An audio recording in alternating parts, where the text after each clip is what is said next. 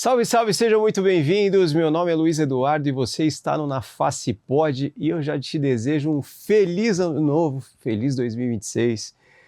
É a tua primeira vez conosco aqui? Sejam muito bem-vindos. Que você tenha um ano sensacional, com boas notícias, com boas informações e que você seja mensageiro de boas notícias e boas informações para as outras pessoas também.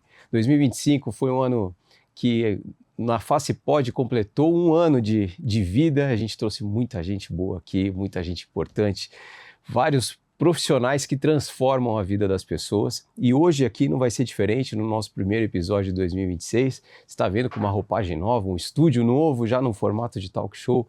E aqui a gente vai continuar falando para vocês jovens que estão procurando uma profissão, uma especialização, que aqui você possa se inspirar nas histórias dos nossos convidados. Mas o nosso principal propósito é fazer com que esse conteúdo chegue para quem realmente precisa.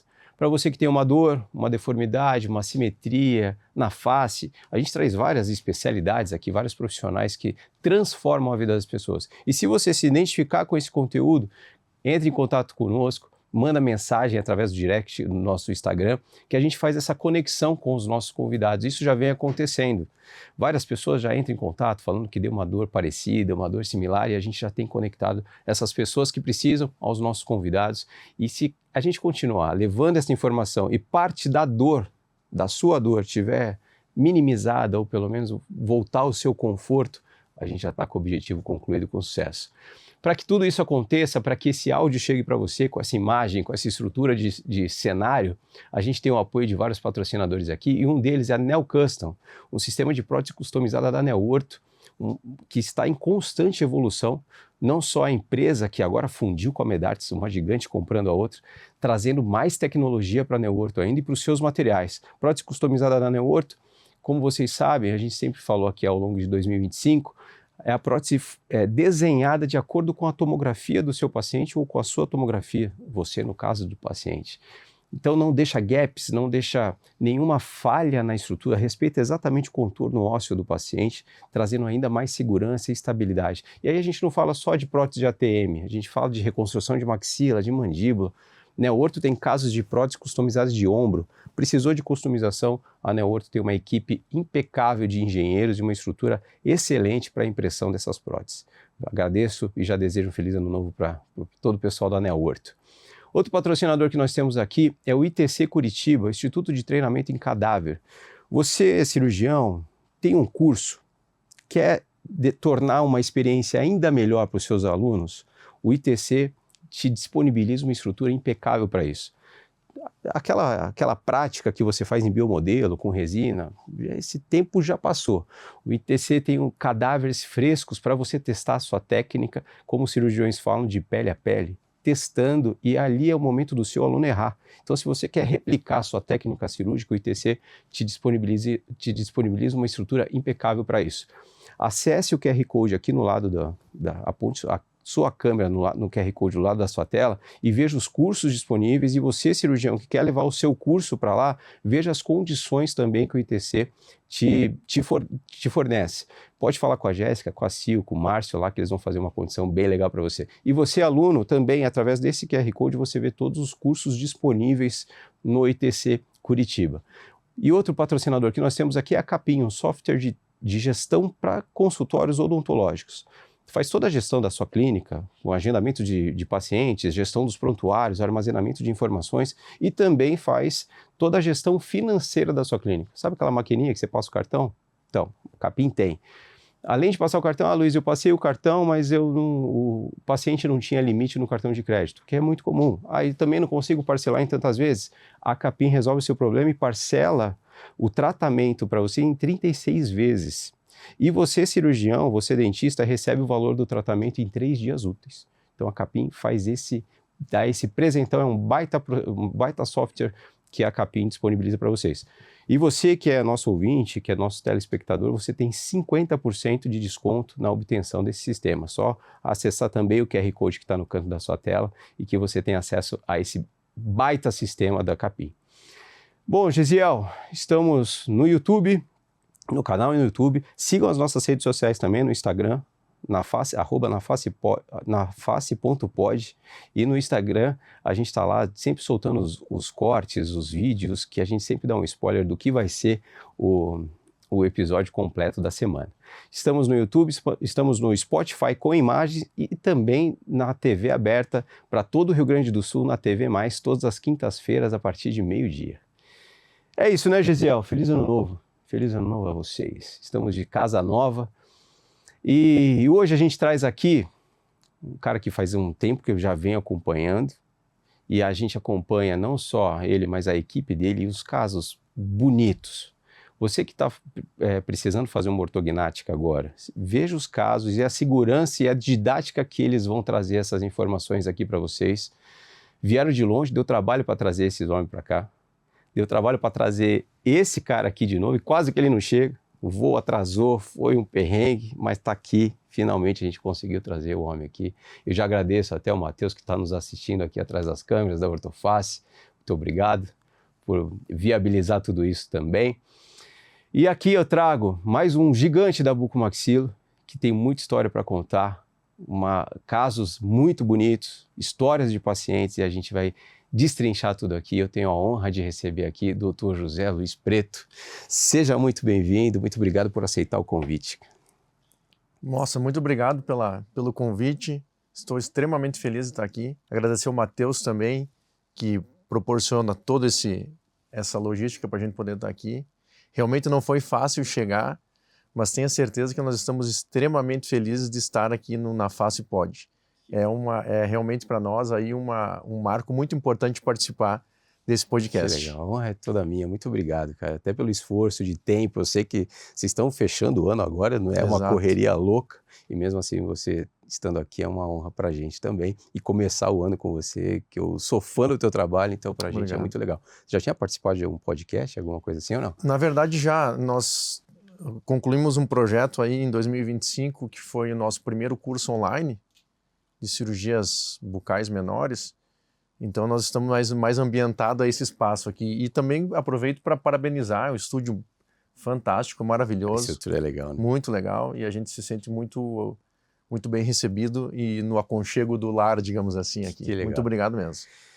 Bom, você vai ver que vai passar voando. A gente tem um monte de coisa aqui para te perguntar. Você vem de Chapecó. Você nasceu lá? Como? Eu nasci em Chapecó. Como que foi? Na verdade, eu nasci em Chapecó e depois fui fazer minha graduação no Rio Grande do Sul. Teu ensino médio foi tudo lá em Chapecó? Meu ensino, segundo grau, né? No médio, né? Agora, eu sempre confundo esse médio com o segundo grau, mudou tudo. O segundo grau eu fiz em Passo Fundo. Na verdade, a Chapecó é na região oeste de Santa Catarina, tem uma proximidade muito grande com o Rio Grande do Sul. Mas também tem proximidade com o Paraná, né? Aqui em Curitiba. Sim. Mas como a minha família veio do Rio Grande do Sul, então eu sempre tive essa proximidade. E terminei meu primeiro grau em Santa Catarina, em Chapecó. Depois eu fui fazer o meu segundo grau em Passo Fundo, onde eu estudei num colégio que era integral dentro da Universidade de Passo Fundo. Tá. E ali eu comecei a me ambientar e depois dali eu fui fazer minha graduação em odontologia na Universidade de Passo Fundo. Mas aí você foi para Passo Fundo, sua família ficou? Como que Isso, você eu fui filho único? Eu tenho uma irmã, nós somos em 2 filhos. E na época eu fui fazer o segundo grau e morar com a minha avó, né? Ela ficava em Passo Fundo? Ela morava em Passo Fundo. Saí de casa com 14, 15 anos, eu acho. E dali para frente só morei fora e depois voltei para Chapecó para exercer minha profissão. Você falou que tem uma irmã, ela seguiu esse caminho também ou não? Não, minha irmã, ela saiu cedo de casa, mas ela fez farmácia bioquímica. Tá. E ela foi mais inteligente que eu, hoje ela mora no litoral. Ah, ela mora no litoral? Mora. Que lugar que ela mora? Ela mora na Praia Brava. Tá, Balneário Camboriú, tá tranquilo, pertinho daqui, né? Já tá de férias desde o dia 1º de dezembro. Já tá de férias desde, exatamente. Bom, você passou por toda essa etapa, você estudou lá. Uhum. Você já sabia o que você queria? Você sabia que você queria odonto? Como que foi essa escolha? Então, essa é uma pergunta bem bacana de responder. Na verdade, o meu primeiro vestibular que eu fiz foi para medicina e não acabei não sendo aprovado e fiz cursinho até julho, que foi meu segundo vestibular. E eu fiz meu segundo vestibular e acabei sendo aprovado em odontologia na Universidade de Passo Fundo. Foi o único vestibular que eu fiz porque eu não ia fazer nenhum outro. E eu me lembro que meu pai falou um ditado, que é muito um ditado gaúcho, que diz o seguinte: cavalo encilhado passa uma vez só. E aquilo eu me lembro até hoje, ficou na minha cabeça, e eu pensei assim, não, então se passou encilhado eu vou subir. Tem que montar. Tem que montar. Aí eu montei e acabei começando a odontologia. E o meu tio foi um dos incentivadores, irmão do meu pai. Ele era dentista e ele também fez a especialização em cirurgia bucomaxilo. Mas isso lá atrás. Ele se formou em 1960, eu acho. E a buco não era a buco de hoje, né? Não, nem próximo. Eu me lembro que ele comentava muito da proximidade do Brasil com a Argentina, se não me engano. E ali eu acho que ele fez a formação dele. Também nunca entrei em detalhes na época como é que tinha sido a formação dele, porque a gente não conhecia nada de cirurgia, né? Cirurgia bucomaxilo, para mim, era muito distante. E é distante, inclusive, da odontologia, né? Pouco sim, né? Porque hoje a graduação, ela tende a te formar mais generalista, né? Então a cirurgia, ela é vista como uma especialidade um pouco diferente digamos, do escopo da odontologia. E várias situações foram me levando para fazer especialidade. Então uma delas foi realmente o estímulo do meu tio, o nome dele é Antônio Augusto Preto, e na época que eu fazia a graduação eu acompanhava muito ele. Então no segundo, terceiro semestre, se eu não me engano, eu já auxiliava ele nas cirurgias menores na clínica dele. Então fui pegando gosto, já cedo. Mas tem um episódio bem interessante que eu sempre conto, e isso me marcou. Eu acho que quando eu tinha uns 8 ou 10 anos, lá por 85, 86, eu estava passando férias na casa dele. Ele era meu padrinho, inclusive. Então todas as férias grandes, que a gente chama, eu passava um tempo na casa dele, com os primos ali, aquela confusão toda. Sim. E na época, para você fazer implantodontia, eles escolhiam algumas pessoas relevantes no estado. Você tinha que fazer um credenciamento para fazer implante dentário. Então não era como é hoje, era muito diferente. Não é? Terminou, não, vai para o mercado. Exato. Então ele já era especialista na época e ele teve um convite para fazer um treinamento para poder exercer a implantodontia como uma forma reabilitadora dentro da odontologia. E eu tinha aí talvez 8 a 10 anos, e eu estava na casa dele e eu olhei uma mandíbula seca, aquelas mandíbulas de treinamento, com 5 ou 6 implantes instalados ali. E perguntei para ele, tio, o que é isso aqui? E ele não era um cara muito didático, né? Ele era aquela formação antiga. Não, isso aí, guri, isso aí não vai dar certo. Isso aí é um treinamento que eu fui fazer de uns implantes, mas isso aí não vai dar certo. 80 e poucos, ele pensou que... E realmente a implantodontia na época não tinha o crédito que tem hoje, né? Era completamente diferente. E aquilo me marcou. Poxa, essa mandíbula, esses pininhos aí e tal. Mas ele te explicou qual que era a finalidade? Não, e aquilo ficou na minha cabeça. Só falou que não vai dar certo. Só falou que não vai dar certo. E realmente deu certo, né? Ao contrário do que ele pensava. Mas era uma formação muito diferente do que é hoje, né? Formação mais antiga. Na época se falava muito em trauma facial, ou cirurgia alveolar, ou dentoalveolar, ou bucal, como queiram chamar. E pouco se falava de cirurgia ortognática, né? A gente não via os professores naquela época da graduação falar isso. Sim. Né? Era um pouco mais distante. Mas são algumas coisas que foram me marcando ao longo da minha vida e que me levaram aí a escolher a especialidade. Né? E quando você estava no meio da universidade, no meio da faculdade, cursando, você chegou naquele momento que você falou, cara, não é aquilo que eu queria, não é tudo aquilo, o que eu estou fazendo aqui? Ou você curtiu o período todo? É muito engraçado porque, na verdade, desde o início, aí pelo terceiro, quarto semestre, eu foquei mais na parte da cirurgia, sabe? Parece que é uma coisa meio piegas falar, mas é verdade. Eu não me via muito fazendo odontologia clínica. Já na graduação? Já na graduação. Em que momento que você viu assim, é para cirurgia que eu vou? Eu acho que quando eu comecei a auxiliar o meu tio. Foi ali? Ali foi um divisor de águas, né? E tem uma outra passagem interessante, inclusive um amigo meu, esse cara passou comigo no vestibular, entrou comigo na graduação, e no terceiro semestre nós fomos fazer uma fase laboratorial, E o nome dele se chama Jaci Palma Júnior, esse cara. E ele pegou no contra-ângulo para fazer um trabalho num manequim, e ele olhou para mim, largou o contra-ângulo e falou, cara, isso aqui não é para mim. Isso ele já tinha um tempo de... Terceiro semestre, ou quarto. Isso aqui não é para mim, eu não quero fazer odontologia. Mas ele não tinha atendido paciente, nada, tava só no manequim. E aquilo me deu um sinal, falei, poxa, será que isso é para mim também? E aí eu comecei, e ele desistiu, ele saiu dali... Largou. Ele saiu dali, largou a aula, no meio da aula, pediu licença pro professor, saiu, me lembro, assim, se eu fecho os olhos eu me lembro claramente, e ligou pro pai dele. Pai, eu não vou fazer odontologia. Eu quero fazer outra coisa, eu quero fazer medicina, direito, mas eu não quero fazer odontologia. E eu fui para casa e comecei a pensar também. Mas eu achava que eu gostava, né? Mas aquilo me deu uma dúvida. E aí, sentei uma vez com meu tio, comecei a conversar e tal, mas eu vi que aquele caminho ali realmente era o meu caminho. Mas nesse momento eu dei uma balançada. Porque ele foi tão enfático, né? E assim, certeiro, duro. Quase que te influenciou. Quase que me influenciou a parar. Isso eu nunca tinha contado, é a primeira vez que estou contando aqui para vocês. E você sabe dele? Como Sim, o Jaci a gente fala. O Jaci fez medicina. Ah, ele fez medicina. Fez medicina, ele mora em São Paulo hoje. Mas eu vejo só por Instagram, né? Perdi mais o contato. E aí você fez residência? Então, aí eu me lembro que eu comecei a fazer bastante cirurgia cirurgias menores, né? Claro, dentro do que eu achava que conhecia, né? Naquela época, na graduação. E uma outra passagem interessante foi que E eu comecei a fazer monitoria, né? Dentro da cirurgia. Então, eu já tinha passado da fase de cirurgia na graduação, mas eu fazia as monitorias ainda. Então, eu ia lá para auxiliar outros colegas que pretendiam também fazer cirurgias. E no 10º período, se não me engano, basicamente comecei a ficar mais na parte da cirurgia alveolar. E eu me lembro que no 10º semestre, quando eu estava quase me formando, um professor me chamou, me lembro do nome dele até hoje, Érico Brugman. Ele era professor de periodontia.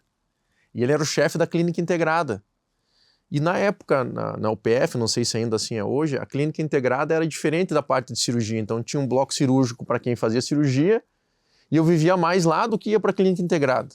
Mas eu tinha que estar na clínica integrada. E ele me chamou. Guri, vem aqui. O que houve, professor? Se você não fizer pelo menos uma raspagem periodontal, eu não vou passar. Você vai ser reprovado. Tu só fica lá na cirurgia, pô. Eu falei para ele, professor, mas é o que eu gosto, é o que eu quero fazer. Ele, não. Vamos fazer pelo menos uma coisa básica aqui da clínica integrada para te poder ter uma nota e passar. E essas coisas foram me marcando. E fez? Tive que fazer. Não tinha jeito, mas né? não gostava. Mas não gostava, não era o que eu queria. Eu queria era fazer cirurgia. Mas isso acaba te dando uma base, mesmo a parte clínica, porque você não quis essa vivência, né?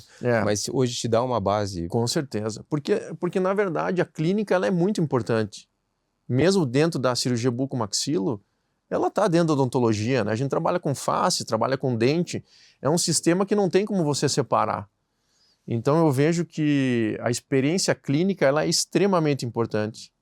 É uma coisa que eu sinto muito hoje, que a gente observa durante a graduação, que nós somos professores de graduação também, que o aluno acaba se formando e entrando por uma especialidade sem muita vivência clínica, sabe? E esse gap aí é a mesma coisa que você começar o teu podcast aqui, né? A primeira vez que você ficou de frente para as câmeras é diferente do que hoje, né? Sim. Então você tem uma experiência e você vai se soltando, você vai criando caminhos, né? Para que te leve a um diagnóstico melhor, enfim, a um tratamento, a escolha do tratamento melhor, do que você simplesmente cair de paraquedas ali e não ter tanto, e ter que se virar, né? Não ter o expertise, né?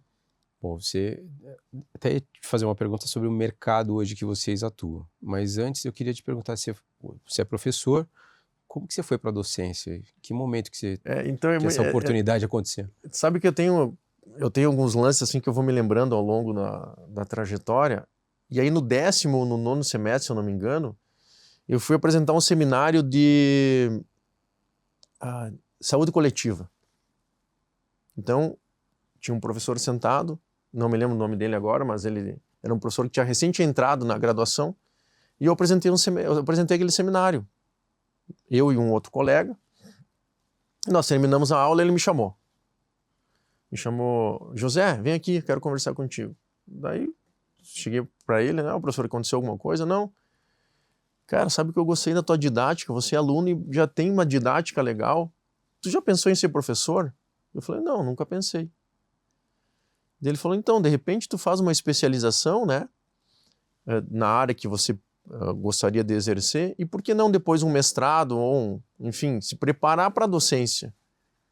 E aquilo ali também ficou na minha cabeça, sabe? Você nunca tinha pensado? Não, nunca tinha pensado.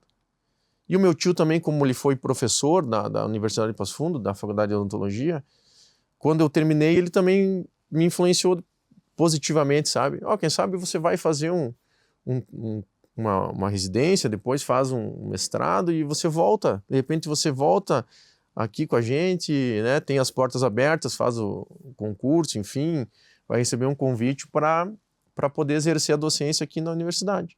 E eu gostei daquela ideia e acabei seguindo. Hoje, bom, você foi aluno, hoje você é professor.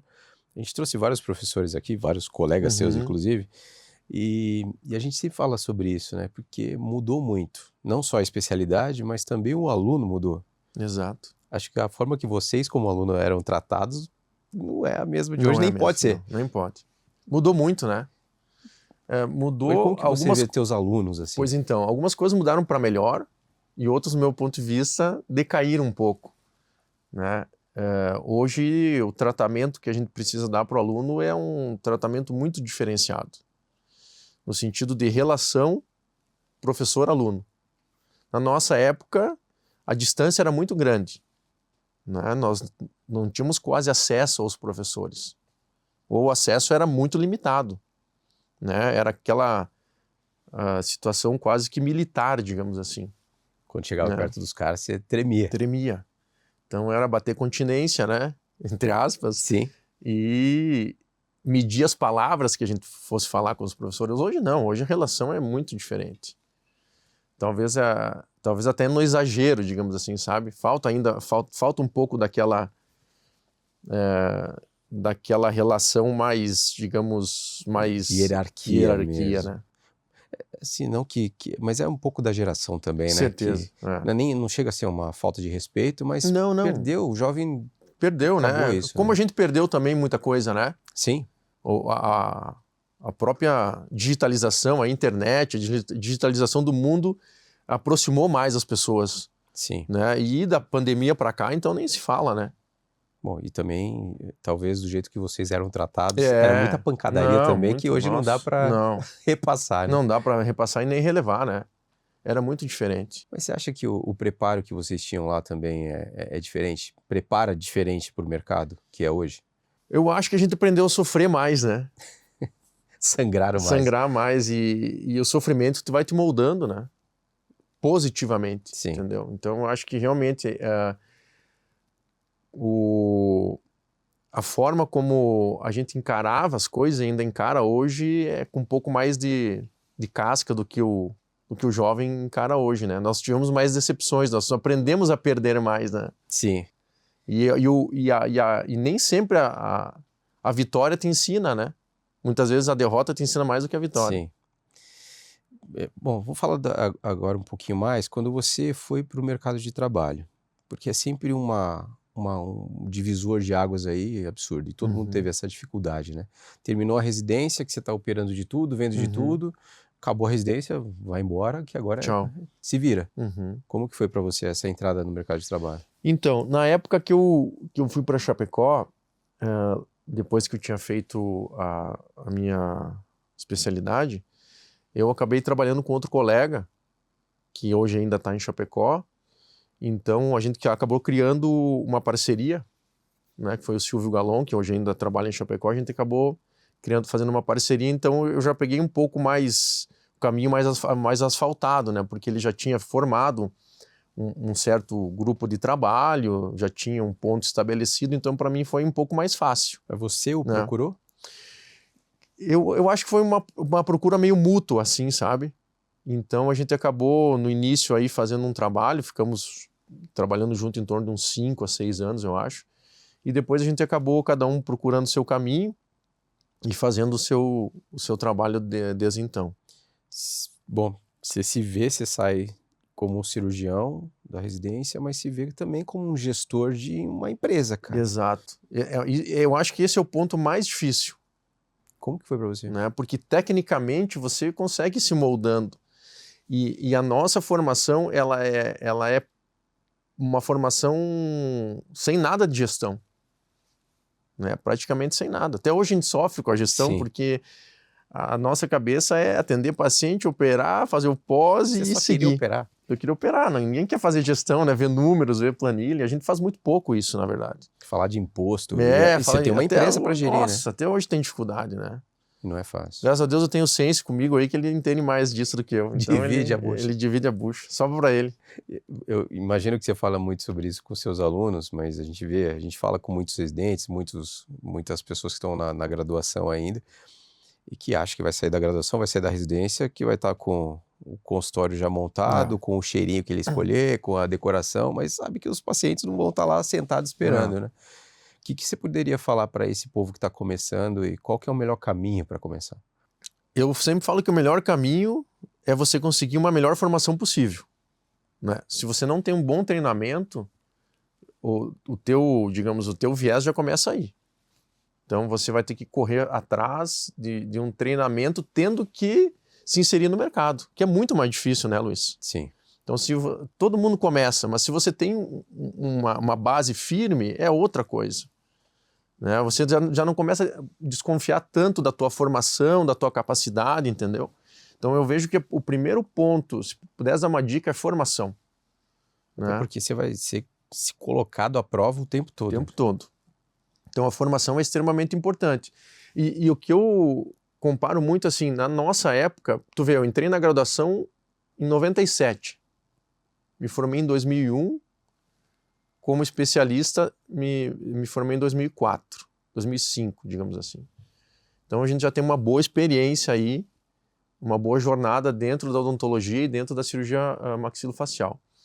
Então eu sempre falo o seguinte, na nossa época, a formação, eu acho que ela era mais forte. Né? Te preparava mais.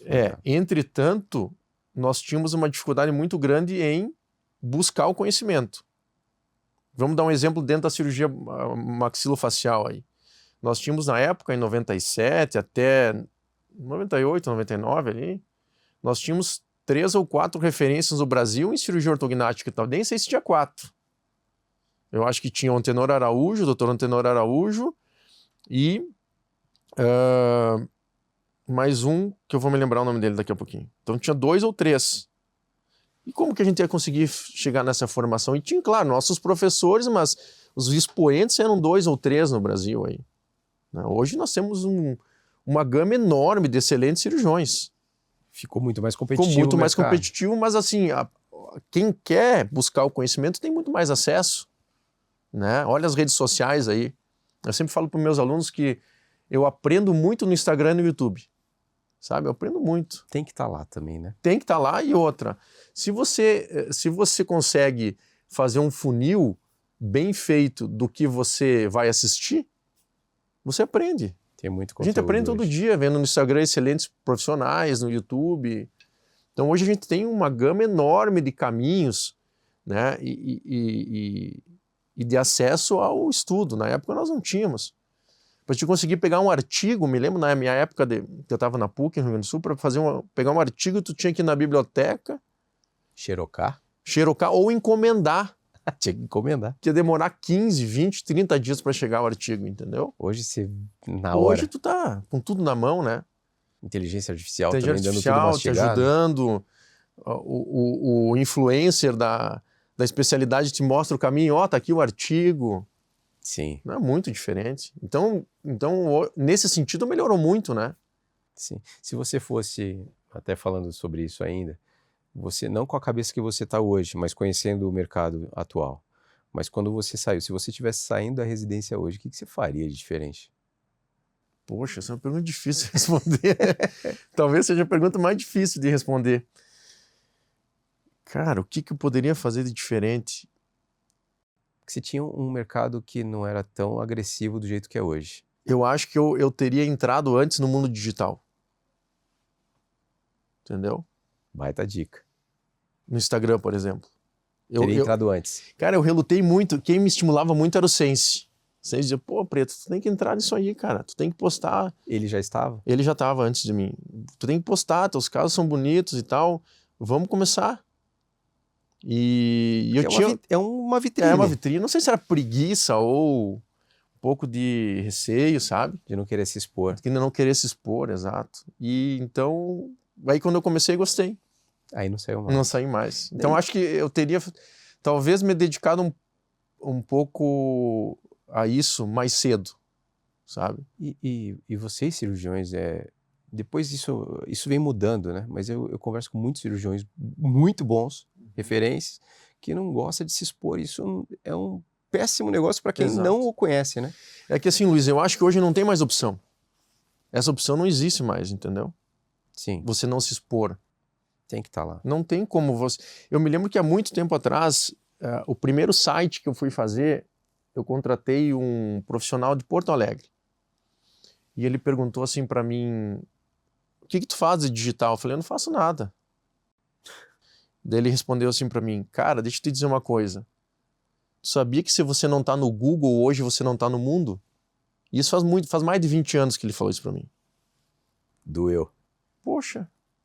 Né? Então, e é verdade, né? Então hoje, assim, tem prós e contras, né? Mas hoje, se você não tá no mundo digital, você não tá no mundo, infelizmente. Né? Baita dica para quem tá começando, baita dica, um caminho. Eu sempre falo para meus alunos assim, ó, outra coisa que eu daria, se fosse uma dica eu gosto muito de fotografia. Só não sei fazer, mas eu gosto. Claro, eu vou estudando, vou fazendo a forma como eu acho, então uma dica que eu daria é fazer fotos bem feitas. E vídeos, né? Porque hoje, eu sempre falo assim, hoje o mundo se vende por foto e vídeo. Sim. Mais vídeo do que foto. Então você vai numa palestra, hoje você vai num congresso, tu quer ver o vídeo, né? Pode ver. Um cara que me influenciou muito em vídeo é o Jonatas. É um monstro. O Jonas, poxa, o Jonatas, a gente trocava na época muita informação de vídeo. Como fazer o vídeo durante cirurgias. E é engraçado como vai evoluindo a forma de vocês transmitirem isso, e mesmo fotografando. Acho que vocês conheceram o Nelson Leon também. Sim, o Nelson, nossa. Ele é um fenômeno para imagens, né? Para imagens, eu te diria assim, que hoje talvez ele seja um dos melhores do mundo aí nesse sentido. É um showman também. É um showman, o cara E as fotos que ele faz, é que ele criou um sistema, né? Criou toda uma estrutura que não é fácil isso, tá? Sim. Quem faz sabe, né? Quem documenta os casos sabe que não é fácil. Então, muitas vezes na cirurgia, eu saio da cirurgia para fazer as imagens. Que é tão importante. Cara, porque assim, ó... cirurgia. Eu sempre... E eu fico chateando o Matheus, né? Ah, é? Matheus. Matheus? Porque eu faço os vídeos e não me mando para ele. Eu acho que toda hora eu tô mandando. Cara, se eu tiver... Lotou. Se eu estiver te incomodando, me avisa. Então eu acabo saindo e muitas vezes filmando da forma como eu gostaria de ver. Sim. Que é muito diferente. Muda tudo, né? Chegar para você, Luiz, pega aqui o iPhone e vem filmar nossa... Não que você não saiba, mas o ponto de vista é diferente. O olho é diferente. Totalmente diferente. Dá para circulante filmar, já não vai ser a mesma coisa. Então na clínica a gente montou um sistema também de filmagem 4K. Eu tenho uma tela do lado que a gente filma a cirurgia e eu vou olhando a tela para entender se aquela imagem que está chegando lá é o que eu vou querer passar, entendeu? E até para os teus alunos isso é meus alunos, a gente criou um banco de dados muito bom aí, né? Bom, durante toda a trajetória, né? Sim. Você é um cara muito versátil em várias especialidades aí dentro da odontologia, dentro da cirurgia, né? Vou querer falar sobre a ortognática, você tem um caso para mostrar que é muito bonito, e de ATM também, que eu queria tirar algumas dúvidas.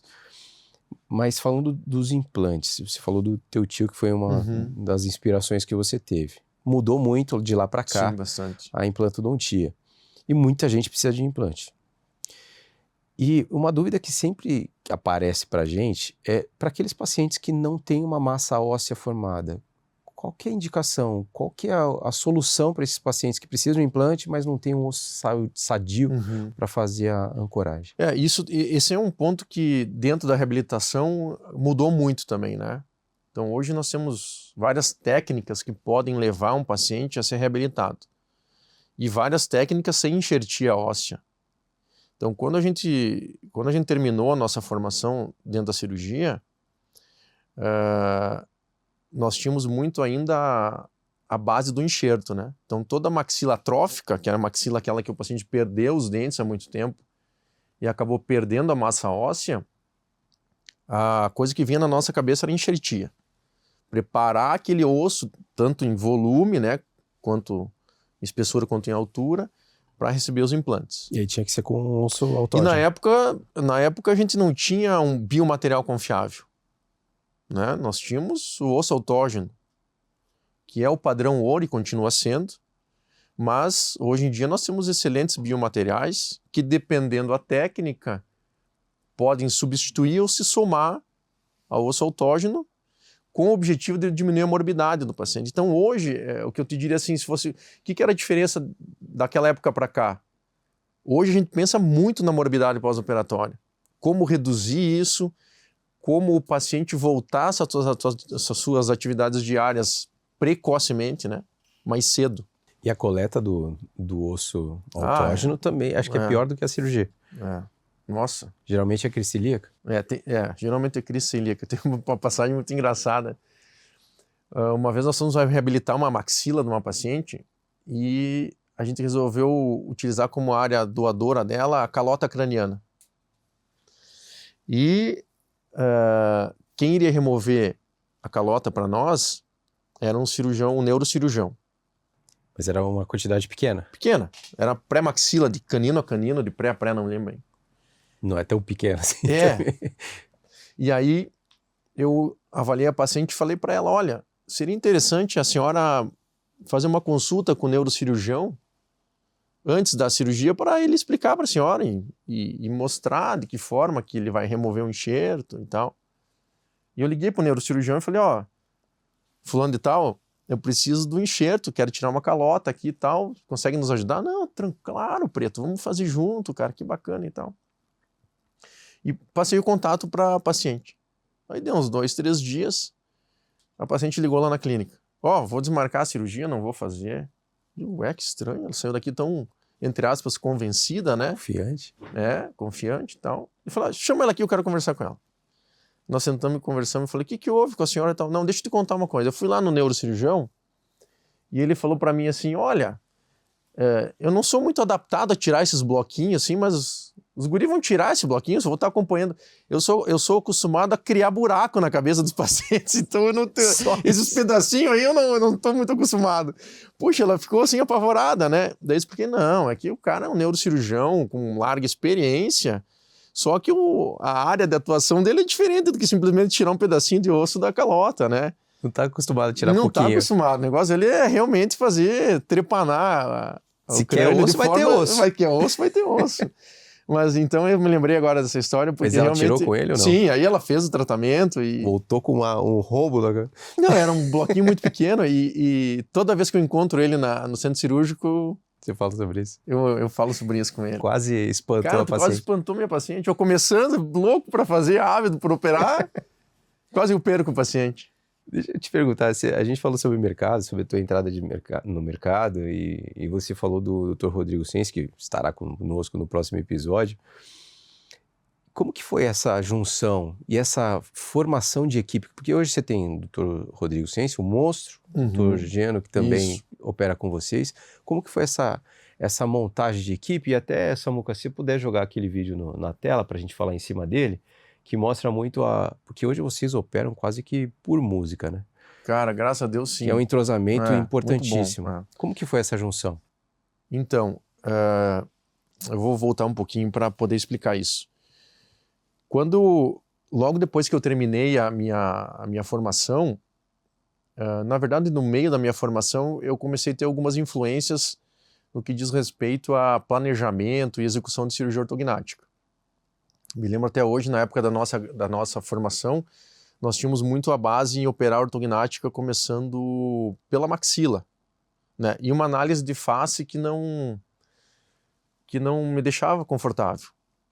E eu tinha, como um colega meu, o Henrique, que o Henrique passou muito tempo pelo Centrinho. Ele fez a formação dele com fissurado no Centrinho Bauru. antes, em Bauru. E aí ele teve, na época, grandes professores lá. E certo dia, a gente conversando sobre isso, ele falou, cara, deixa eu mostrar um negócio para vocês lá. A gente fazia um planejamento muito diferente do que a gente faz aqui. A gente fazia um planejamento começando pela mandíbula, né? E na época a gente fazia pela maxila. E aquilo me chamou a atenção, ele me mostrou uns resultados que eles tinham e tal. E aquilo aí me deu um estalo. Eu falei, olha, gostei mais dessa forma de planejar. Isso ainda na fase da formação. E aí comecei a estudar e ver quem eram as pessoas que ou fora do Brasil ou no Brasil difundiam essa técnica. E o primeiro contato que eu tive com um colega que fazia isso aqui no Brasil foi o Pita. E na época o Pita tinha uma equipe lá em São Paulo, mas isso nós estamos falando de 2006. Quem que estava com ele já na época? Tava o Aloísio e tava o Guto. O Aloísio é novo e parece que Tava já tem lá. uns 80 anos. O Gustavo, né? Lembra do Gustavo? O Gustavo também. Eles estavam com o Pita lá, eles já tinham uma equipe, cara, e eles operavam assim, eu olhava aquilo assim, por música realmente. Eu falei, cara, eu vou ter que me empenhar para a gente poder chegar numa equipe muito parecida, né? E de caras experientes que eles já tinham do lado, né? Exato. E então eu comecei a pensar assim, dessa forma. E aí eu e o Rodrigo, nós começamos a se aproximar mais das cirurgias e começamos a trabalhar junto, mas separado. Não no mesmo espaço. Ah, tá. Mas em algumas cirurgias o Rodrigo me chamava para auxiliá-lo e vice-versa. E a gente começou a criar uma rotina de trabalho. Mas a gente sempre comentava, falei, olha, uma equipe funciona bem se todo mundo sabe o passo a passo, né? Não adianta eu querer operar um paciente por uma técnica e ele entender a outra técnica. Mas só discutir. A gente precisa só discutir, a gente precisa nivelar o nosso conhecimento, né? E entender que a cirurgia vai andar na medida em que, quando eu estiver fazendo um passo, ele ou eu saiba qual é o próximo passo.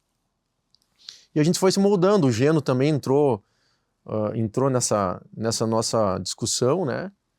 E a gente foi se moldando, buscando alternativas, estudando junto, se aperfeiçoando junto. E hoje nós temos, graças a Deus, aí uma equipe, nós três, eu, o Sense e o Geno, que a gente realmente tem uma interação durante a cirurgia fantástica, né? E isso muda muito, né? A equipe muda. Inclusive o planejamento da cirurgia. O planejamento, o transoperatório, o resultado. A discussão, né? do caso. A discussão. Então, a própria visão durante a cirurgia. Eu sempre falo assim, 2 olhos ou uma pessoa enxergam menos do que 2 ou 3 pessoas, né? Então, tem vários detalhes que às vezes eu enxergo, eles não enxergam, ou eles enxergam e eu não enxergo. Ó, dá uma olhadinha ali, ó. Cuida aqui. Sai muita briga ou não? Ah, um pouco, né? Tem que ter, senão tem que ter, não senão não tem graça. E tem aquela tensão do momento também que acaba exacerbando, mas, cara, terminou aquilo ali... Fica dentro de campo. Fica dentro de campo. E a gente tem uma boa relação também na clínica, né? Acho que um ponto importante, além da técnica, é a pessoa, tá?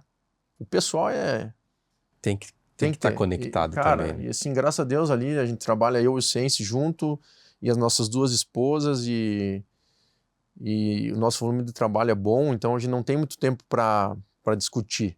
A gente tem tempo para trabalhar e a formação pessoal, né? Sim. Cara, eu acho que não adianta você ser um grande profissional se tu não tiver uma grande formação pessoal. Sim. Eu acredito muito nisso, sabe? Porque vem de casa, você é uma pessoa que tenha uma base familiar, isso aí para mim é fundamental. O pessoal que está começando agora, que está interessado em buscar alguém para operar junto, esse é um ponto de partida, né? Eu sempre digo assim, técnica você se molda, você treina e você fica bom se você não é. Agora, se você não tem caráter... Isso não dá para treinar, né? Isso não treina. Isso já vem de casa, né? Tu pode só melhorar, né? Melhorar tu pode. Agora, ser ruim e virar bom é difícil. É.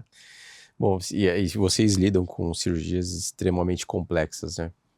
Que a ortognática é uma delas. Vocês fazem várias cirurgias, vocês têm um volume absurdo cirúrgico. E até você tem um caso aqui muito bonito para apresentar, mas como que foi a tua primeira cirurgia? O paciente chegou para você e falei, cara, não tem o professor do meu lado, né? E agora? Então, quando tu me pergunta isso, me volta uma lembrança. Eu vou puxando a memória para a gente ir conversando aí. Acho que 98, 1998. Eu tinha um professor meu na graduação que chamava Idalmir Nicolini.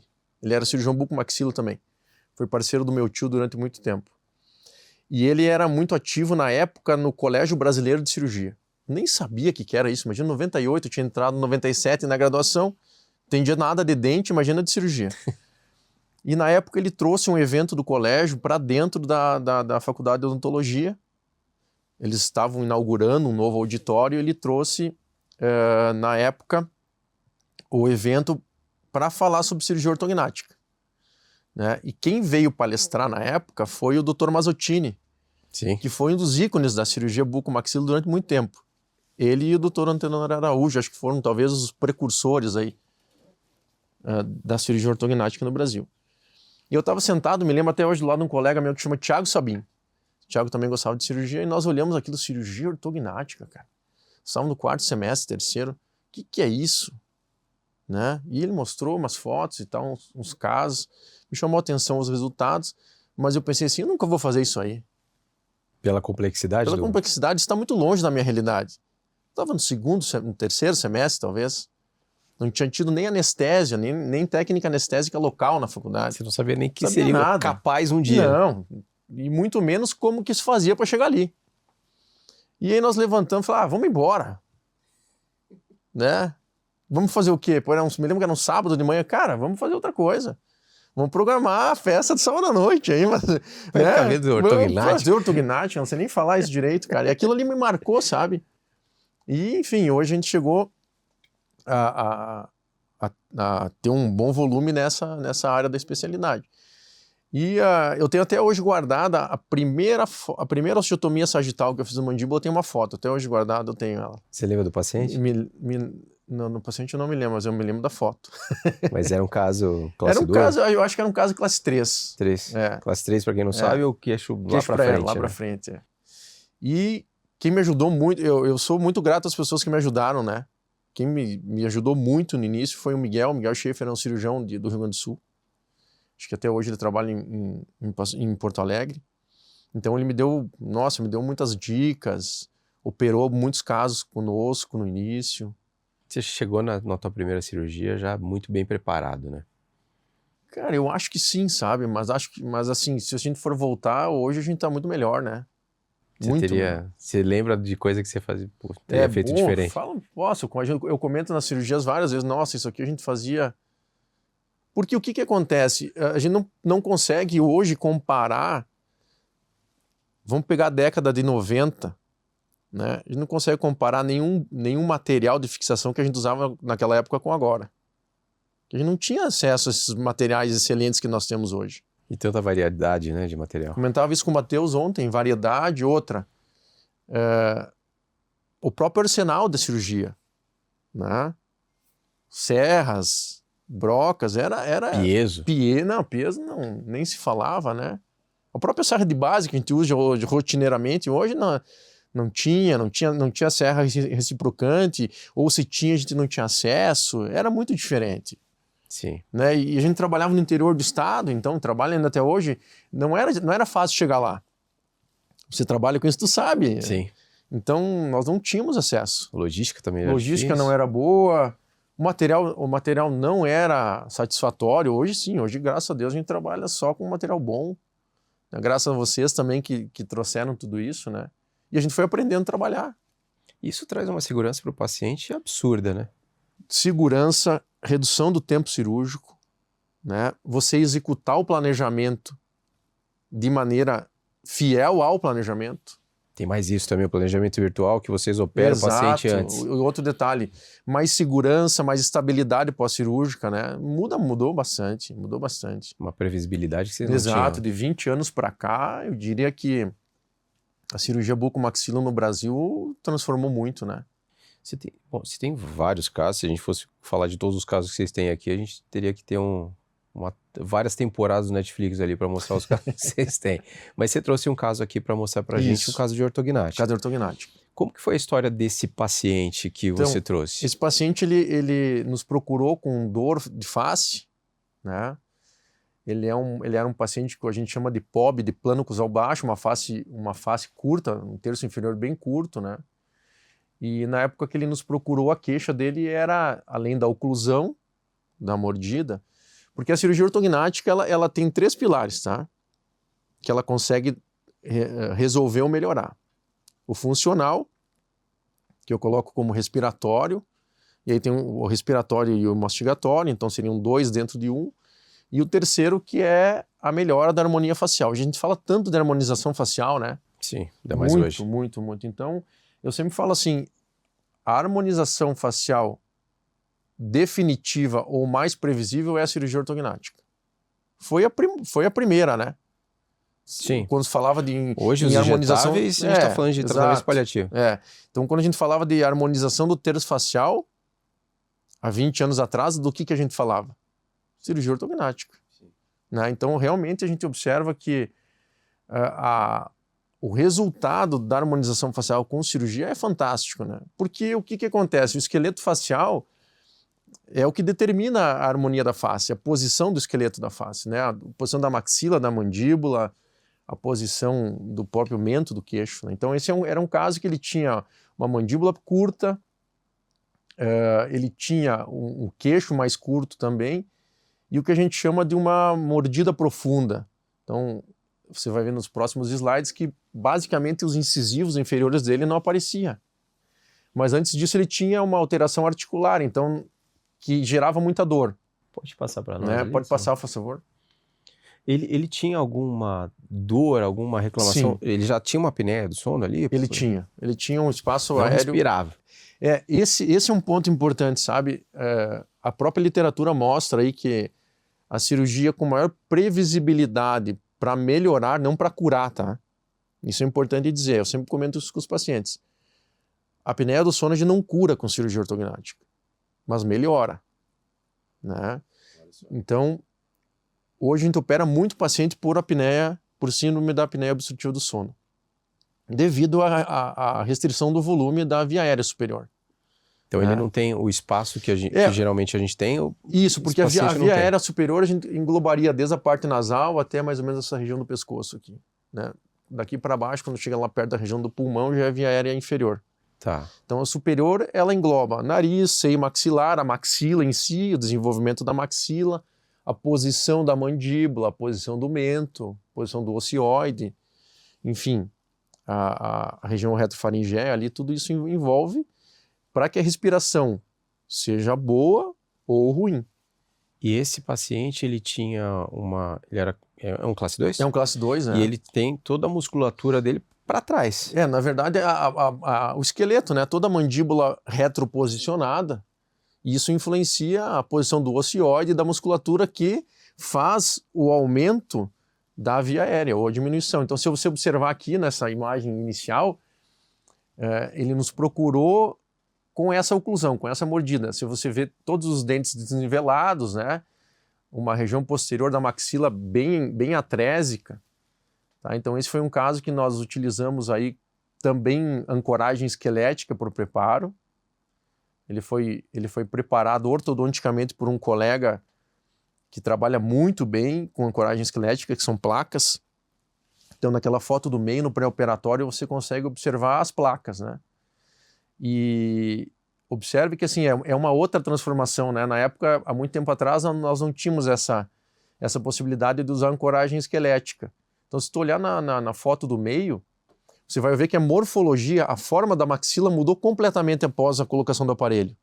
Total. Isso não é cirurgia, isso é a técnica ortodôntica. Né? Por isso que eu sempre falo assim, a ortodontia, ela é fundamental para que a gente tenha um excelente resultado na cirurgia ortognática. E aí a gente está falando de quanto tempo ali do inicial para o em torno de pré-operatório? um ano e meio, mais ou menos. Né? Então, para quem precisa fazer uma cirurgia ortognática, esse preparo é quase que obrigatório. Quase que obrigatório. Com o aparelho ortodôntico. Com o aparelho ortodôntico. Pode ser feito sem aparatologia fixa, por exemplo, hoje tem os alinhadores aí, né, que estão entrando com muita força, né? Eles resolvem da mesma forma? Depende da técnica, depende do tipo de preparo que tem que ser feito, né? Depende muito disso. A gente gosta bastante da aparatologia fixa, porque ela já nos ajuda no transoperatório também, né? E como nós moramos numa região onde nós temos uma influência europeia muito grande, principalmente o italiano tem uma relação de ter uma mandíbula muito pequena. É mesmo? Enfim, e aí geralmente nós operamos mais pacientes que têm hipoplasia de mandíbula, falta de crescimento, que são casos que demandam uma dificuldade técnica ortodôntica maior, muitas vezes, do que outro tipo de paciente. Esse caso, bom, chegou no pré-operatório ali, esse é o limite que os aparelhos ortodônticos eles vão conseguir devolver? A partir dali é cirúrgico? Sim. Na verdade, a gente consegue visualizar na própria consulta inicial. Muitas vezes, ontem, por exemplo, eu avaliei uma paciente que chegou sem nenhum tipo de aparelho. Ela chegou para ter informação sobre cirurgia ortognática. E como nós já criamos o olho clínico, a gente sabe, né? Quando o paciente pode ser tratado ortodonticamente ou quando ele... E depende do propósito do paciente também. Sim. Porque nem sempre a oclusão, a mordida, o contato dentário é determinante para o paciente escolher a cirurgia ortognática ou não. Hoje a gente opera muito paciente por estética facial. Hoje o pessoal procura mais harmonização. Né? Tá roncando, não tá respirando, mas ele quer melhorar. Tem casos mais simples, por exemplo, que a gente faz só mentoplastia, que é a mudança de posição do mento, do queixo. Né? Para frente, para baixo, corrige lateralmente, melhora a respiração e você faz um procedimento de 20 minutos. Super rápido. Super rápido. Isso vocês fazem... Em vez de usar uma prótese, por exemplo, você faz uma movimentação do queixo do paciente. E esse paciente, ele fez tudo? Ele fez tudo, fez maxila, mandíbula, mento e passou também pela estabilização da desordem interna da articulação. Olha esse pós-operatório. Então assim, exatamente. Então você pega o inicial dele, né? Veja, um tratamento ortodôntico bem feito, você vai ver lá na frente pós-op de 5 meses, né? Compara com o inicial do lado esquerdo ali, da tela. E ele continua com o aparelho ortodôntico? Não, agora ele terminou já o tratamento. E isso, mesmo depois da cirurgia, porque alguns pacientes acham que vai terminar a cirurgia que nunca mais vai usar o aparelho. Ele mantém? Ele mantém porque se você analisar aquela foto pré-op do meio de baixo aqui, olha a diferença de contato dentário. Então isso é uma classe 2 aí bem importante. E quando existe essa relação de mordida, muitas vezes o ortodontista não consegue colocar o dente na posição que ele merece terminar. Então por isso que tem que ter os ajustes finais pós-operatório com o aparelho, né? Porque olha a diferença da mordida no canto direito da tela. E a qualidade de vida desse paciente? Melhora muito, né? Respiração, mastigação. Tem mais alguma foto depois dessa? Tem, acho que tem, né? Tem o frontal dele também. Então tu vai ver que a gente consegue aumentar o terço da face dele. Olha só o sorriso. Como muda o olho, né? Muda o olho, muda o brilho do olhar, né? Muda a exposição dos dentes. Observa na maxila, na parte superior, a morfologia da maxila, a exposição dos dentes posteriores, a relação que a gente chama lábio-dente. Ele nem mostrava dente antes, né? Então passa a mostrar mais dente, porque a gente aumenta o terço, né? Coloca a maxila mais para baixo, muda a posição da mandíbula. Esse paciente está dormindo melhor? Dorme muito bem. Dorme bem melhor, né? Resolve muito a questão do sono, né? E ainda ganha um brinde que é a estética. Ganha um brinde que é a estética, né? Antigamente, há 20 e poucos anos atrás, se batia muito na função, né? Sim. Que era a oclusão, mordida, melhora do sono e tal, mas hoje a estética talvez tenha se sobreposto, ou se não, é um equilíbrio muito justo, né? Vocês lidam com medos de pacientes o tempo todo, né? Geralmente pacientes chegam com muito medo para operar. Sim, porque hoje tem mais informação, mas até um tempo atrás não tinha, né? Então hoje o paciente consegue se informar mais, chega muitas vezes com dúvidas pontuais que você consegue responder, né? Mas claro que qualquer tipo de cirurgia gera receio. Sim. Né? Então, eu sempre digo assim, se eu fosse me colocar na posição dele, eu também ia estar receoso para realizar E a cirurgia ortognática não é uma cirurgia pequena. Sim. Tem que ser honesto com o paciente. A primeira coisa é essa. Né? A gente Perfeito. mostra pré e pós, mostra assim, o planejamento digital.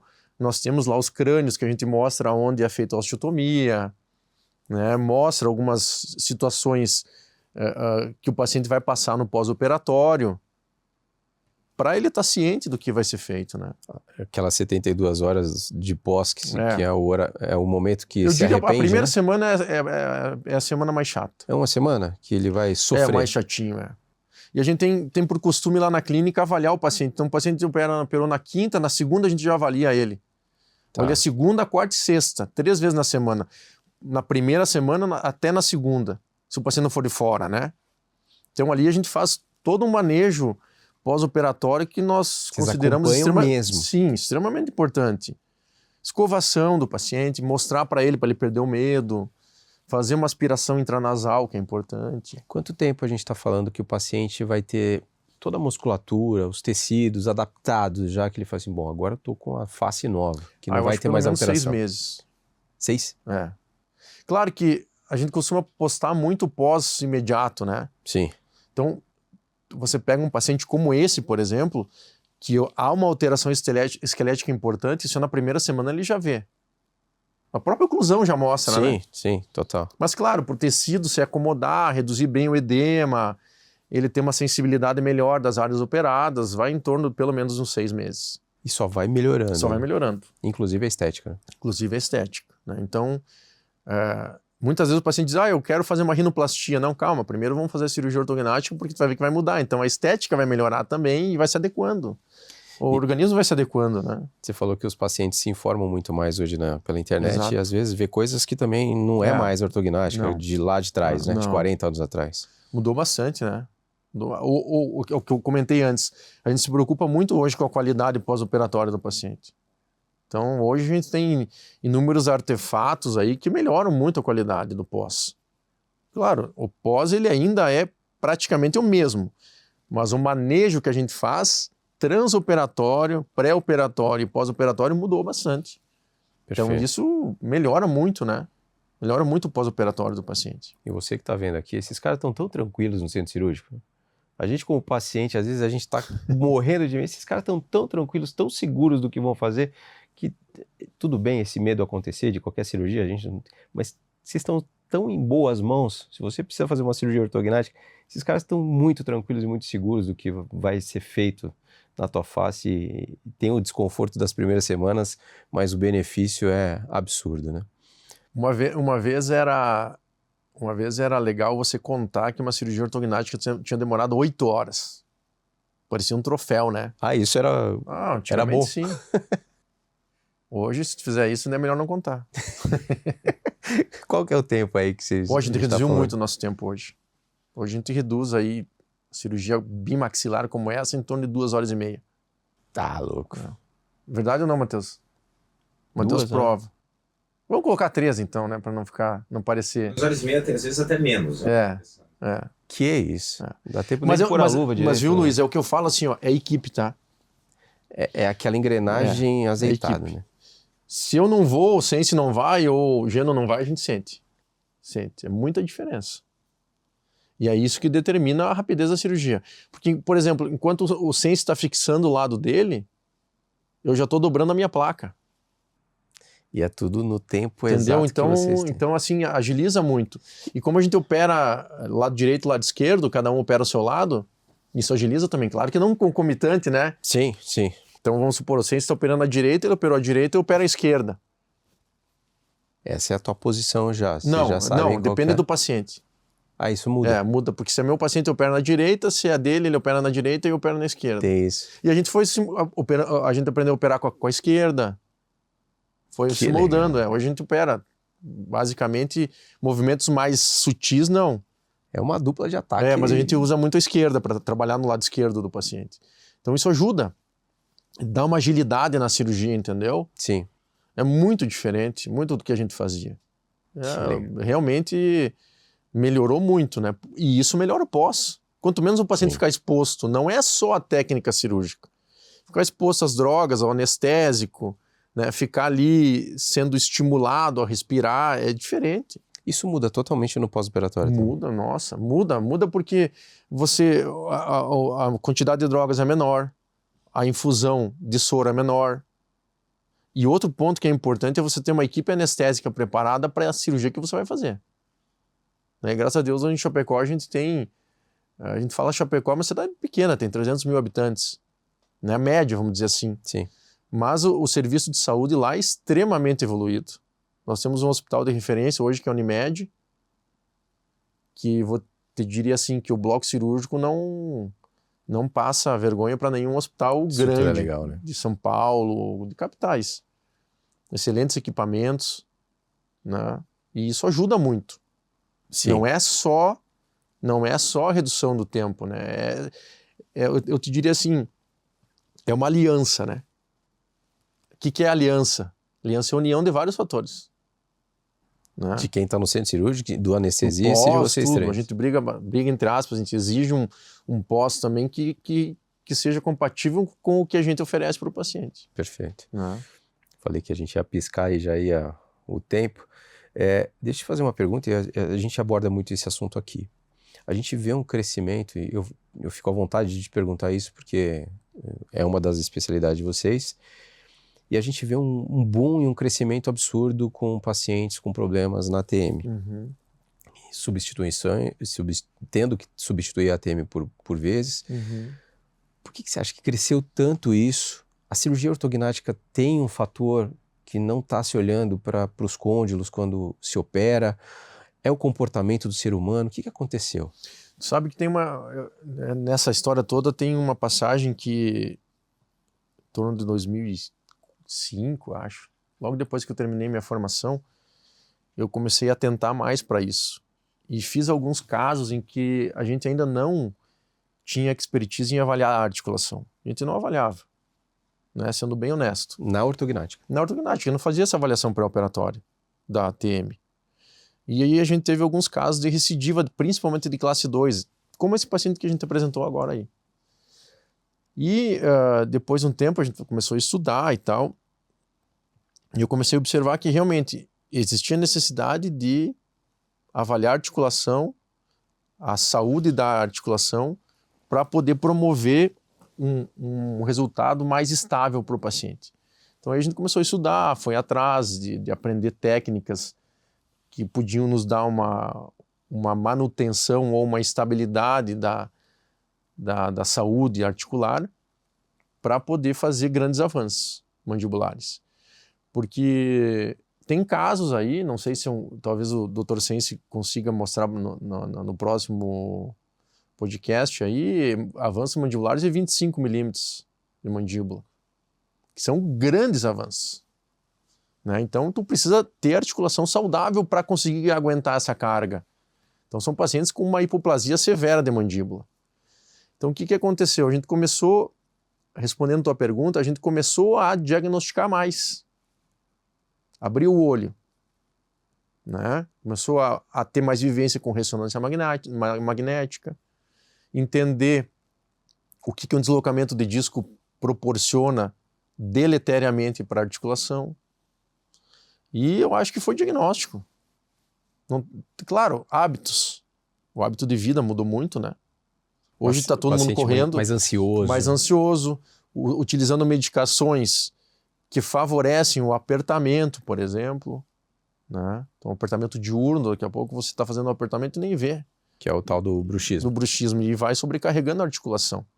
Tem pessoas que nem sabem que tem, né? Que nem sabem que tem. E também tem a questão, assim, de que se pôde observar que a cirurgia articular, ela é importante, né, e tem resultados estáveis. Porque há muito tempo atrás se fazia uma cirurgia articular que não era realmente a cirurgia articular que deveria ser feita. Sim. Então, graças aos ensinamentos aí de grandes cirurgiões, a gente foi aprendendo que a cirurgia articular poderia ser executada e com segurança e melhorando ou estabilizando aquela desordem interna da articulação.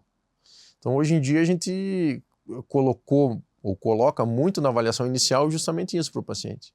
Perfeito. Porque a dor facial, ela tem que vir de algum lugar, entende? Da onde que vem a dor? E aí, assim, essa dor, ela vem da articulação, mas é a articulação a causadora ou não? Onde é que está a causa e efeito, né? Então, o paciente com deformidade dentofacial, ele tem que ser esmiuçado, né? E não é fácil diagnosticar assim também. Não é tão fácil de diagnosticar. Porque muitas vezes não é só a cirurgia articular que vai melhorar. Sim. Ou nem só ortognática, ou nem associando a cirurgia articular com a ortognática. Tem outros tratamentos que podem ser feitos.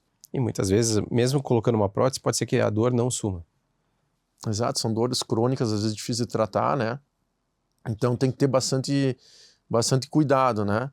E eu sempre falo assim, e você, dentro do teu conhecimento, escolher uma linha de atuação, uma filosofia de tratamento. Porque assim, se você for picando de quadrado em quadrado, você primeiro não tem uma casuística adequada para saber se aquela técnica funcionou na tua mão ou não, né? Sim. Então hoje eu faço um acesso Y, amanhã eu faço X, outro dia eu faço Z. Pô, e cadê a minha casuística para saber se aquela técnica realmente funcionou? Né? E se para mim funciona, se para o meu tipo de paciente funciona, tem isso também, sabe? Sim. Então você tem que criar uma linha de raciocínio que vai te ajudar, porque você cria, entre aspas, um protocolo. Por que hoje a gente opera uma cirurgia em 2h30? Porque nós temos um protocolo. Você já está acostumado com essa rotina. Isso é protocolo. Com a técnica. Exato. Né? Então, você chegou aqui, você vai apresentar teu podcast, tu tem um protocolo para seguir. Sim. Né? Nós, na cirurgia, é a mesma coisa. Então, isso vai te dando segurança e agilidade durante a cirurgia e também segurança no tratamento que você vai propor. Perfeito. Então, a filosofia tem que ter. Tu tem que saber qual o caminho para chegar no fim, né? Perfeito. Não sei se eu respondi. Não, perfeitamente. Que baita conversa, cara. Não tinha dúvida que seria legal. Eu ia te perguntar, você é colorado, né? Colorado. Quer falar de futebol ou deixa pra lá? Cara, na verdade, assim, ó, eu gosto muito de futebol. Você não tá muito feliz com o teu time? Não, mas eu tô feliz com a Chapecoense, né? Subiu? Poxa, a Chapecoense foi pra Série A. Que beleza, hein? E lá em Chapecó a gente tem isso, sabe? O nosso time de lá é o time da cidade mesmo. Cara, e quando aconteceu aquela tragédia Nossa, lá, como que foi a cidade? Aquilo foi horrível.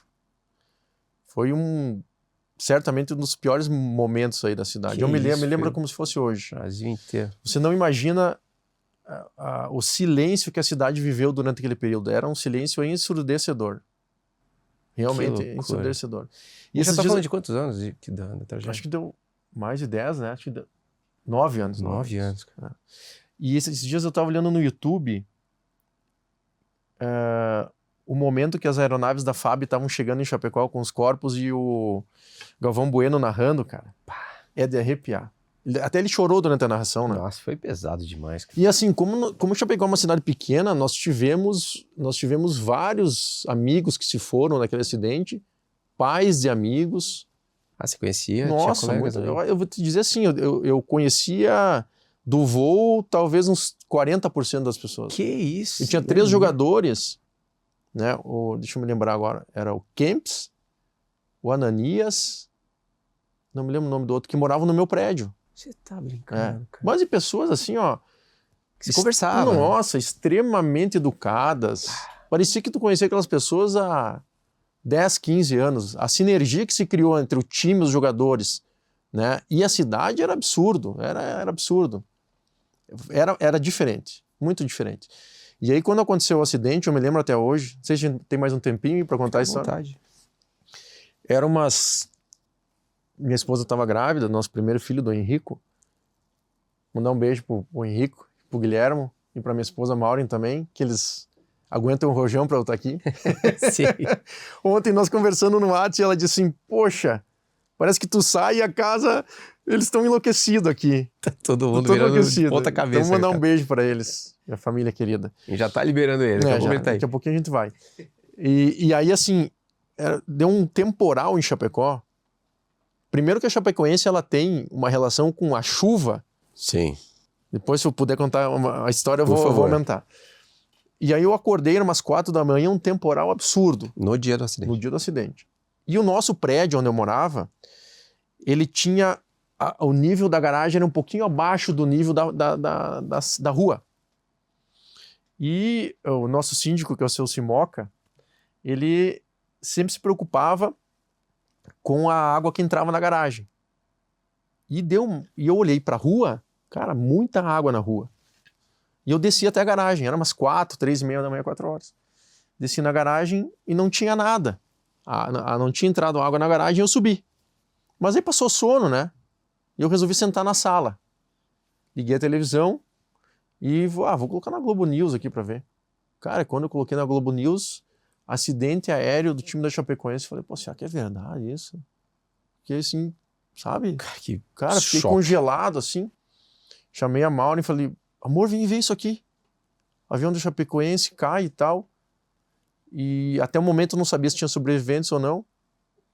Cara, e eu levantei e eu me lembro que um pai de um amigo meu estava no voo e eu peguei o telefone e liguei para ele. 4 e pouco da manhã. Daí, o Pablo, e aí, Pablo, como é que tá? Cara, morreu todo mundo, ele falou. Quando ele falou isso, cara, me deu um mal-estar. Tu imagina, um mal-estar geral. Daí ele desligou o telefone e eu também falei pra Maureen, pô, caiu o avião e morreu todo mundo. Ele falou, não, capaz, isso não, acho que não é verdade. Ou assim, sei lá, ele falou uma coisa assim, calma, vamos ver as notícias aí.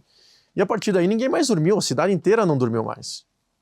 Cara, se é todo o pessoal de fora, a gente que tava pra cá, Luiz, assim, já ficou totalmente... Você terminava o trabalho, você ia pra rua caminhar, tu não escutava formiga andar na rua, cara. Era um silêncio que eu nunca tinha visto na minha vida.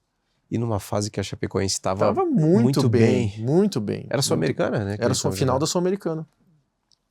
E aí, na época, para voltar com a relação da chuva, e agora eu estava assistindo o último jogo da Chapecoense para subir para a Série A. Tinha que ganhar o jogo e ter várias combinações, né, de resultado para ela conseguir subir para a Série A.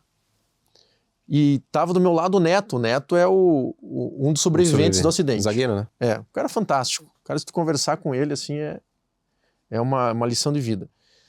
E nós estávamos ali vendo o jogo e tal, e de repente começou a armar um temporal. Agora, no final do ano, uma baita chuva. E daí eu olhei pro Neto, né, falei, pô, Neto, tu vê que relação estranha que a Chapecoense tem com a chuva, né? Porque para a Chapecoense se classificar para a final da Sul-Americana, foi um jogo abaixo de chuva. E a defesa que o goleiro da Chapecoense fez para classificar para a final foi num dos maiores momentos de chuva durante a partida.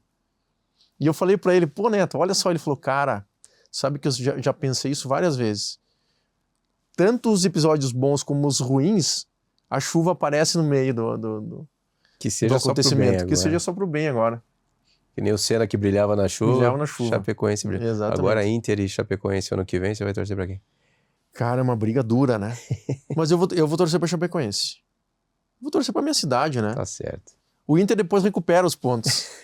Quase que não recuperou esse ano. Quase não recuperou, é verdade. Mas eu sempre falo que quem nasce em Chapecó tem um carinho, um amor pela cidade muito grande. E cria essa conexão, né? Cria essa conexão e nós temos uma forma de viver que a gente recebe muito bem também as pessoas que vêm de fora. Quem estiver nos escutando e quiser ter o privilégio de conhecer Chapecó, só nos procure e será muito bem recebido. Que legal. Doutor Preto, sem palavras para te agradecer. Muito obrigado por dividir sua história conosco, obrigado pelo seu tempo.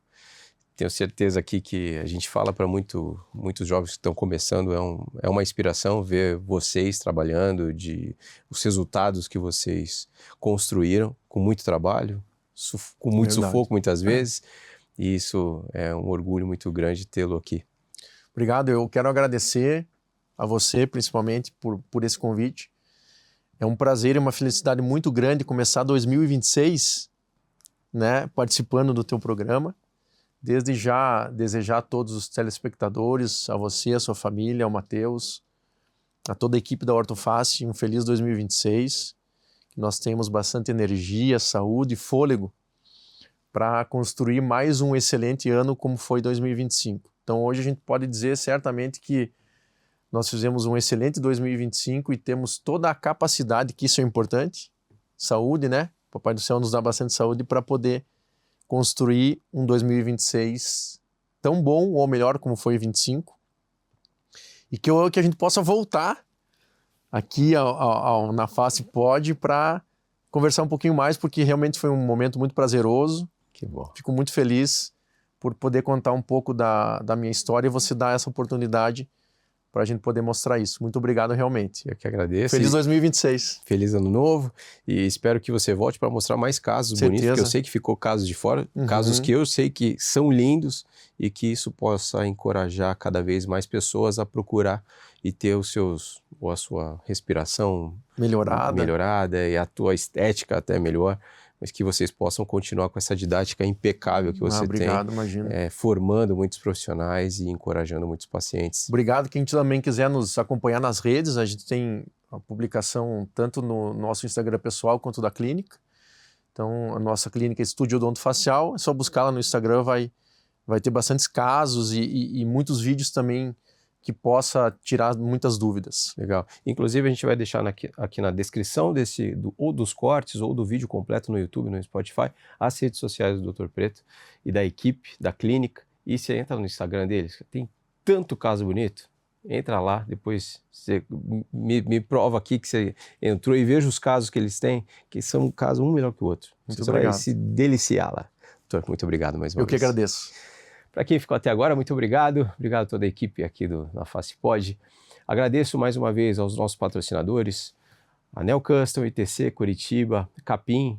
Agradeço ao Ortofácil, nosso apoiador. Você que é cirurgião, cirurgia bucomaxilo, neurocirurgia, otorrino, não quer se preocupar com nada? Leva só o carimbo para a tua cirurgia, que a Ortofácil cuida do resto, com toda a logística para a sua cirurgia, com toda a equipe preparada para deixar a sua cirurgia ainda mais segura.